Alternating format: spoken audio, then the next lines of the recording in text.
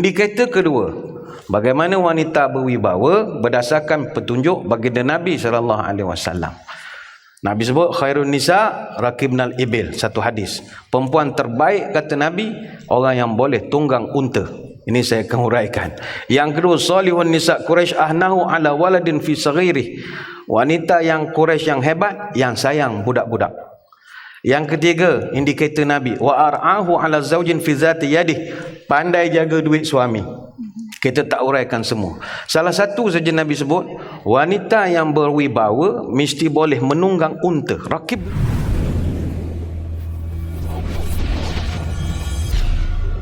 Ya, baik Datuk. Apakah yang boleh Datuk kongsikan tentang nilai sebenar seorang wanita yang penuh karisma dan juga wibawa? Silakan Datuk. Assalamualaikum warahmatullahi wabarakatuh.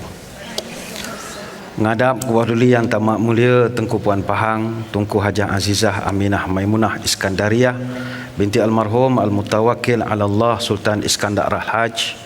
Ampun tuanku, beri buat pun sepah patik pun diampun. Dari jauh menjunjung duli, sudah dekat langsung menyembah. Menjunjung kasih tuanku, patik mulai, moga berkat melimpah ruah. Patik mohon perkenan ke bawah duli tuanku bagi patik menjawab persoalan yang diajukan. Namun patik menginsapi akan kedudukan patik bagaikan anak yang masih belum khatam ilmu pengajian, ibarat kail panjang sejengkal, ibarat kain pendek sehasta. Kalaupun ada sepatah kalam sebaris ayat yang boleh dijadikan ilmu, mauduli tuanku jugalah pendeta yang lebih utama. Ampun tuanku. Terima kasih yang berusaha Puan Moderator, rakan bicara wara pada kesempatan forum ini. Seterusnya yang kita raikan juga para penonton kita sama ada di tanah air, di Singapura, di Brunei, di Sumatera, Selatan Thailand. Seterusnya hadirin hadirat, tuan-tuan, puan-puan, puan-puan, puan-puan, puan-puan, puan-puan dan puan-puan, mudah-mudahan dirahmati Allah sekalian. Pertamanya, kaum wanita, dia kena bersyukur jadi wanita. Kena bersyukur. Orang perempuan kena bersyukur jadi perempuan. Apa sebab? Sebab sekarang orang lelaki nak jadi perempuan ramai. Bersungguh-sungguh. Bukannya main-main punya nak tu. Dia buat transgender, ubah betul. Ini bukan satu usaha yang kecil. Baru-baru ni bulan lepas, bahagian KSK JAKIM, bahagian pembangunan keluarga sosial dan komuniti JAKIM, dia ada keluarkan finding dia. Dia orang kata dalam tempoh 20 tahun, golongan transgender meningkat 200%. Dulu tahun 1988 yang direkodkan hanya ada 10,000 saja lelaki-lelaki yang kita panggil istilahnya jantayu. Jantan ayu. Ini tidak menghina, tidak. Dia ayu, memang dia ayu betul.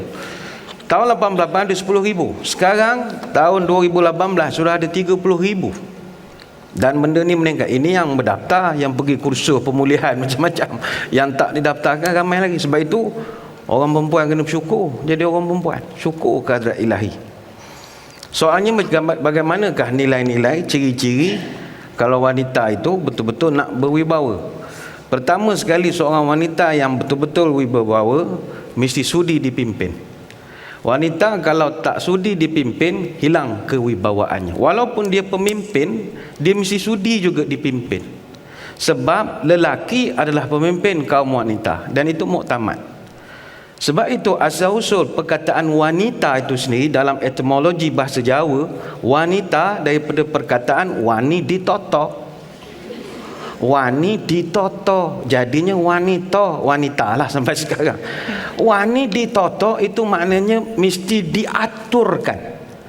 Perempuan itu hidupnya diaturkan, bukannya dichannelkan, tidak, tetapi ada yang memimpinnya.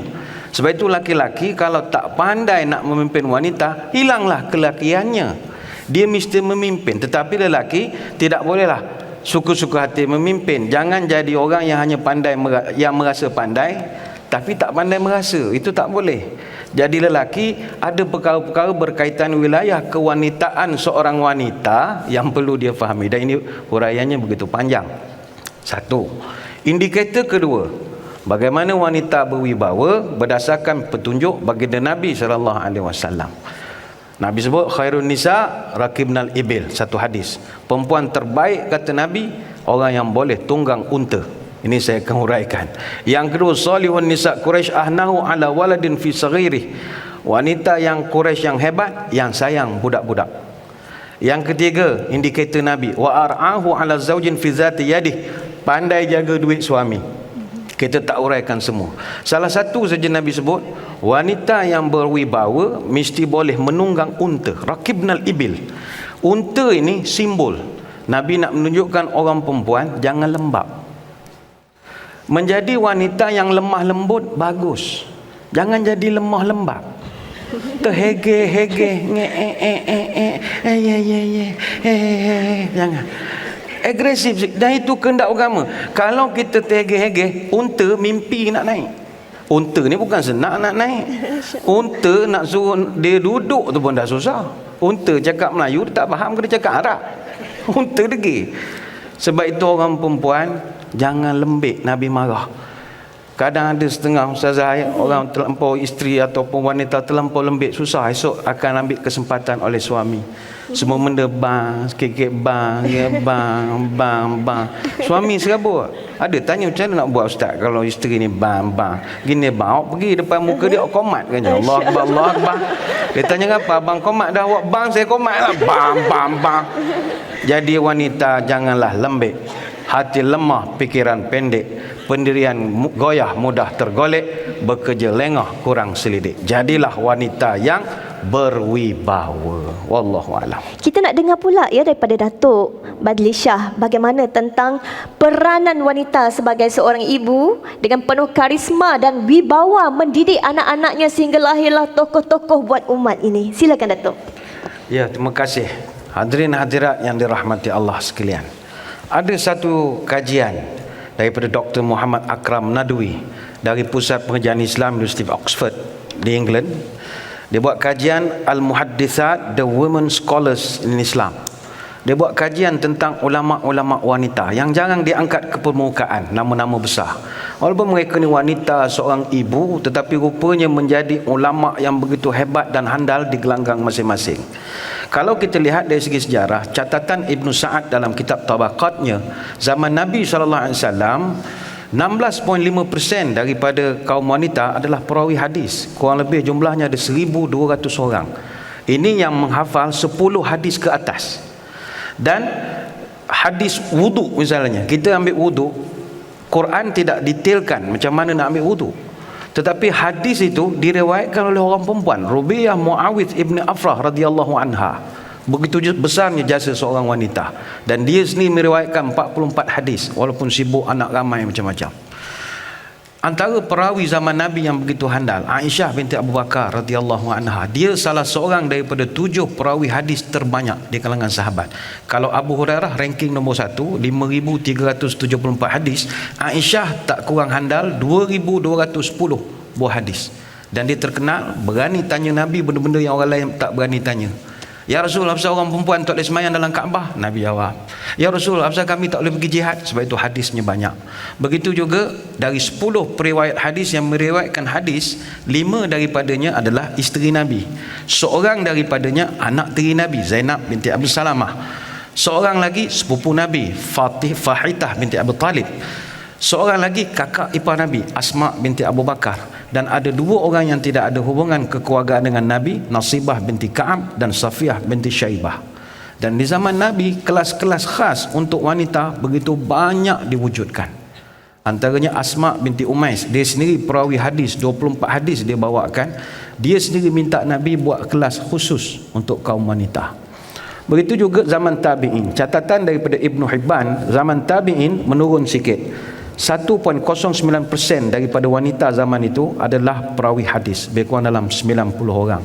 Cuma kata Az-Zahabi, ulama dan perawi wanita kalau bab hadis, mereka lah mempunyai integriti yang paling tinggi sekali, kalah orang laki-laki.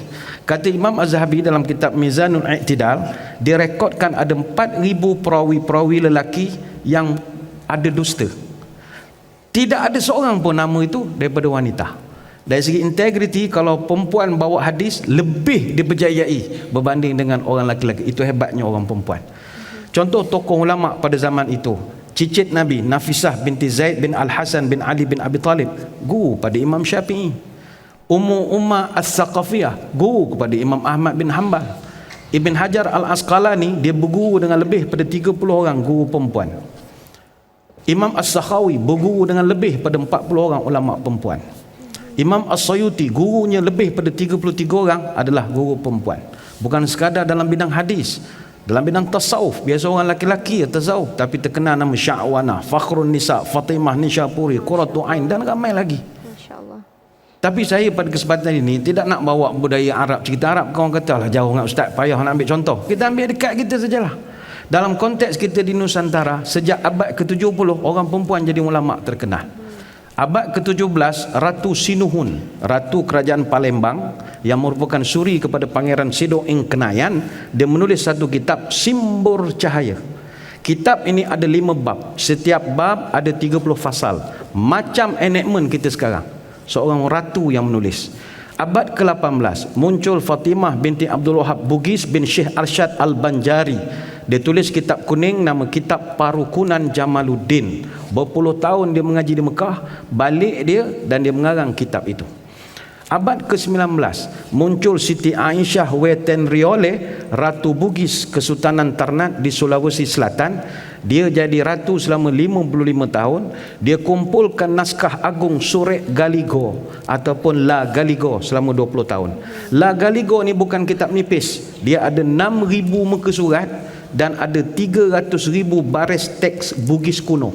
Dia susun satu persatu, dia catatkan perihal kebudayaan Bugis sebelum abad ke-14 dan ada kisah-kisah epik tentang Saweri Gading dan macam-macam lagi. Dan itu La Galigo dikumpulkan oleh seorang wanita.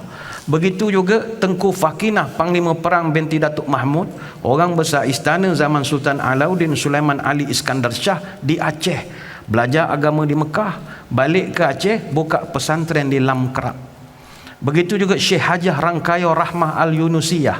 Hari ini ramai yang belajar di Al-Azhar. Sejak bila Al-Azhar ada kuliah banat, fakulti untuk perempuan? Tahun 1955. Kenapa diwujudkan fakulti itu? Kerana Rangkayo Rahmah Al-Yunusiyah.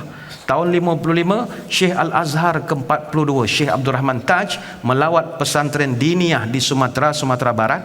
Dia tengok sekolah tu yang mendirikannya perempuan, pelajarnya perempuan. Lantas dia balik ke Mesir, buatkan fakulti kuliah banat dan diberikan gelaran syekhah kepada Rahmah Al-Yunusiyah. Sampai sekarang pesantrennya masih ada. Pesantren moden perguruan diniyah putri Padang Panjang, Sumatera Barat. Ayo kaum wanita sekalian, kita dengan orang laki-laki, bukan kita lah, perempuan dengan orang laki-laki, kita tak kurang hebatnya. Burung pipit, burung helang, terbang tinggi tidak sejajah. Biar sejuta rintangan menghalang, tetap gagah teguh mengajar. Wallahu a'lam. Dan saya ada satu soalan untuk salah seorang ahli panel yang amat saya hormati, Datuk Ustaz Badli Shah Alauddin. Dan soalan saya, bagaimanakah untuk kita menghadapi tekanan daripada sesetengah pihak yang menyatakan bahawa Islam ini adalah satu agama yang menekan kaum wanita, dan secara realitinya pula kebelakangan ini terdapat banyak kes keganasan rumah tangga dan perpecahan yang berlaku di kalangan keluarga Muslim. Adakah sebenarnya ia merupakan satu bentuk bad behaviour yang dilakukan oleh individu tertentu yang turut juga terdapat daripada penganut agama lain? Mohon penjelasan daripada Ustaz.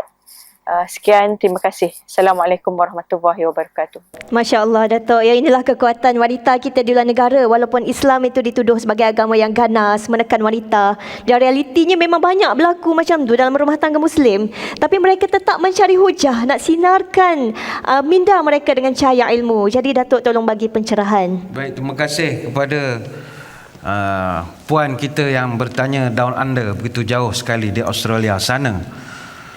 Ya, dulu orang perempuan ataupun wanita ni peranan dia 3 ur dulu. 3 ur. Apa makna 3 ur? Sumur, kasur, dapur. Dapur, kasur, sumur. Ni tak mahu orang Terengganu tak faham bahasa Jawa, orang Johor tak faham bahasa Jawa, Arab. Sumur ni sungai, perigi tempat kita ambil air. Dapur lah. kasur ni katil, tidurlah. Jadi kerja perempuan ni membasuh, masak, melayan ketuk laki dia. Tu je kerja dia. Sumur, kasur, dapur, dapur, kasur, sumur, sumur, sumur, kasur. Gitu saja. Sebab itu dulu kalau nak kahwin, carilah wanita yang ringan di sumur, hemat di dapur, hangat di kasur. Dulu cari yang ringan, tangan dekat dengan tempat basuh. Yang kedua, hemat di dapur, pandai masak. Masak ni bukan sekadar masak breakfast je, lunch boleh, dinner boleh, supper boleh. Dapur tu balang penuh, kerepek ada, kuih ada. Dia suka buat benda-benda nak gemuk kita ni, macam-macam benda ada. Hemat di dapur. Yang ketiga, hangat di kasur. Kasur ni katil, hangat ni saya tidak ulas lah, TV nasional tak boleh ulas benda-benda begitu. Yang penting dulu orang puan itu je kerja dia. Tetapi agama kita datang mengajar. Sebab itu daripada awal tadi kami para panel telah membawakan beberapa premis. Agama mengangkat martabat orang perempuan. Sebab orang perempuan dia ada kelebihan yang orang lelaki-lelaki tak ada. Apa benda? Pertama sekali, multitasking. Dia banyak peranan dia boleh buat serentak. Kajian daripada University of Glasgow, Dr. Gisbert Stoit, dia buat satu kajian. Orang perempuan kalau dia dalam satu masa dia boleh buat 3-4 kerja serentak. Sebab itu kalau suruh mak masak, insya-Allah boleh makan. Suruh ayah masak lama. Sebab lelaki dia fokus. Kalau dia goreng ikan saja. Dia tak reti nak tinggal sekejap, buat benda lain, potong bawang dulu ke, buat telur dadar ke. Dia tak reti. Kalau nak nasi, dia pandang nasi tu sampai siap. Dia tak reti. Dia tak multitasking. Tapi orang perempuan tidak. Dia boleh masak sambil tekan dia dessert pun dia dah siap. Ngok-ngak. Kenyang kita. Kalau orang lelaki tidak. Sebab itu dalam soal mengasuh, membesar, mendidik dan menjaga anak-anak, siapakah yang paling sabar antara mak dengan bapa? Orang buat kajian. Yang paling sabar mendidik anak-anak, membesarkan anak-anak bukan mak, ayah. Tak mana pula sabar ni ustaz? Dia begini. Anak kecil menangis tengah malam. Wah, pukul 3 pagi. Biasanya bila anak menangis, ayah sabar. Dia tidur sampai pagi sabar. Yang kurang sabar wanita. Terus bangun. Ya, bangun. Tukar diaper anak, bagi minum kiri kanan, susu bekkan dulu balik. Kumpat tidur, esok nak pergi kerja lagi. Ayah biasanya sabar saja sampai pagi. Dia multitasking. Sebab itu wanita itu orangnya cerdik, tahu menyemak, bijak menelek, tahu menyelesaikan perkara pelik, ilmunya luas, budi pun baik, akalnya panjang, bicara pun molek, keluarga makmur, anak cucu terdidik. Ini satu kelebihan. Kelebihan kedua orang perempuan yang tidak ada pada orang laki-laki, dia tidak jemu menasihat. Bagi orang laki-laki kita panggil itu beletih. Itu bukan beletih, nasihat. Dia tidak jemu nasihat. Bila sebut beletih, marah, nasihat. Kajian Universiti Utara Malaysia, Profesor Madya Dr. Sabita Marikan, dia mengatakan bahawa hasil kajiannya sejak tahun 98, orang perempuan bercakap sehari 20,000 patah perkataan. Orang lelaki 7,000 saja. Orang lelaki pendek bercakap. Lepas tu kita balik opeh. So, isteri tanya, panjang soalan dia. Anda makan ke belum? Tadi makan ke belum? Panjang betul soalan, dah makan ke belum? 10 ayat dia tanya. Kita serabut, belum penat. Jawab macam lembu lah bunyi. Gitu.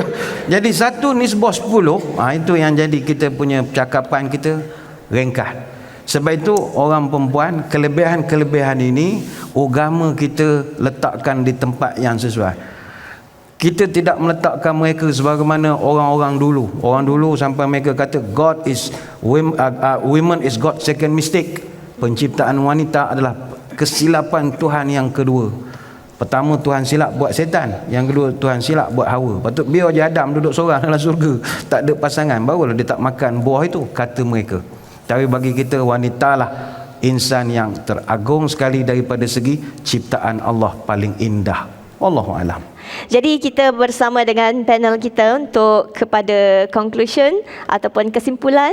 Silakan Datuk. Ya, terima kasih muslimin muslimat, hadirin hadirat sekalian. Kepada para suami, hargailah isteri, hormatilah kaum wanita.